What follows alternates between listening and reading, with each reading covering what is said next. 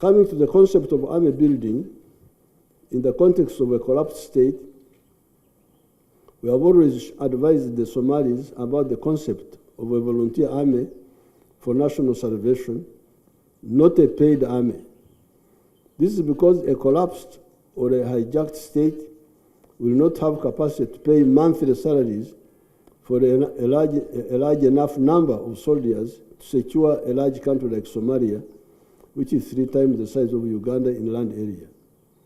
A continued small Somali national army in terms of numbers, plus a small armed force from friends, is a very dangerous underdose that has caused the chronic sickness of insecurity of Somalia. In fact, Al-Shabaab is a very weak force. Otherwise, all this time and space you have given them, by this time they would be very strong if they had a healthy embryo that could grow. This is my opinion. I used a small corps of 28 highly trained cadres who were trained for us by Samora Machel of Mozambique between 1976 and 1978 in Mozambique, to train a force of 9,000 in just 5 months between the 23rd of October 1978 and the 11th of April 1979, when Amin collapsed in Kampala. People with a good cause of justice can use a little support to build quickly and affordably a big force. Mwalimu, who was supporting us, could not afford and had no good reason to do so, to pay us monthly salaries. However, he was able to give us a rifle per fighter, maybe 2 uniforms per person per year, food and medicine when sick. We had a volunteer non-salaried army for 17 years, 1971 to 1987, and thereafter, until only 3 years ago, we had a lowly paid army where a general would be paid Uganda shillings 2 million, which was like $522. That's how we have been able to afford a big army, an army that is able to defend Uganda and even contribute to other friends. However, we handled the welfare needs of the fighters by buying food, giving free education for their children in the army, government schools, free medical care, soft loans for their spouses to do economic projects. That is how we have been able to build a strong and adequate army, even when our economy was very small. It is only recently that we started paying some levels of the army better salaries. We could, however, only do this because we were all getting low salaries. We were all getting low salaries. Even now, I get a very low salary, even today. So nobody can say, give me more money because you are getting more money. Therefore, Somalia and its supporters needs to end the underdosing of the problem.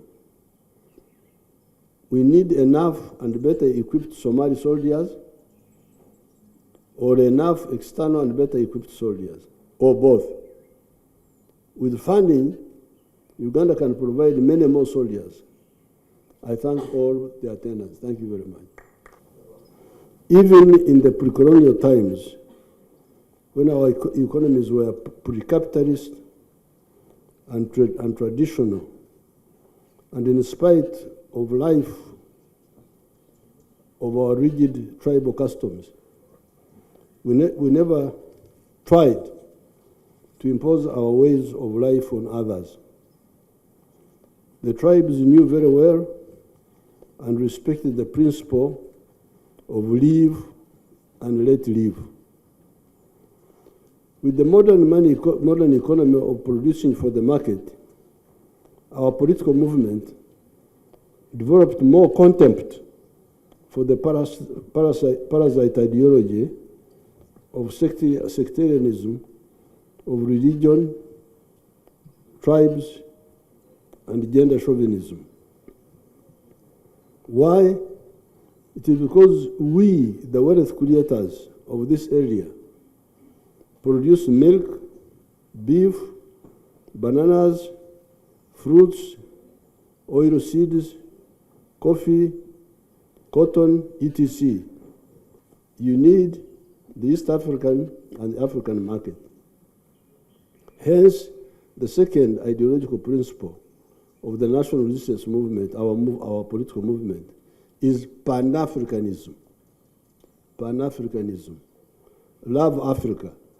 Love East Africa. Why? It is because you need them for your prosperity. It is on account of this medicine of the four principles of patriotism, Pan-Africanism, socio-economic transformation, and democracy that saved Uganda from the collapse of 20 years, 1966 to 1986.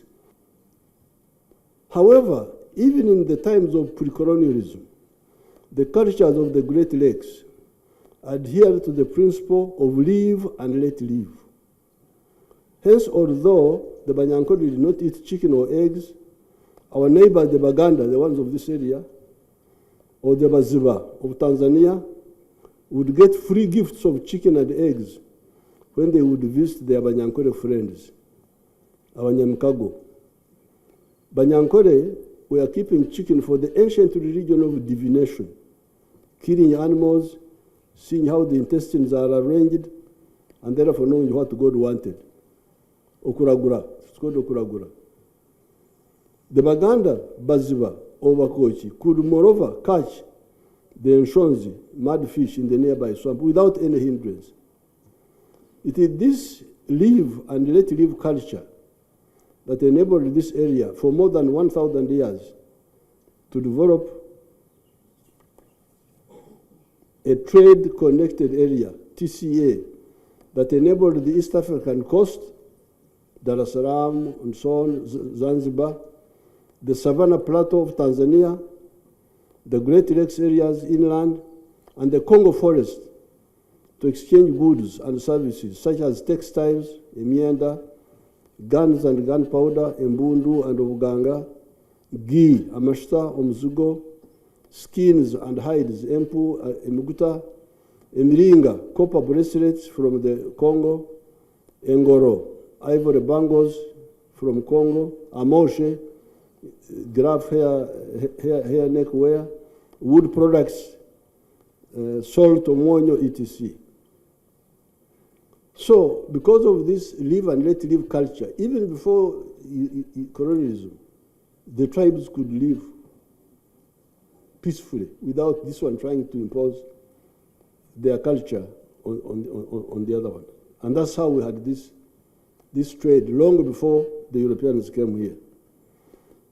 It is not correct to allow African, again, to be diverted by this disorientation of the politics of identity, especially if it is done by force. We always share this with our Somali brothers and sisters. The clan polarization some actors push is poisonous and should be discouraged.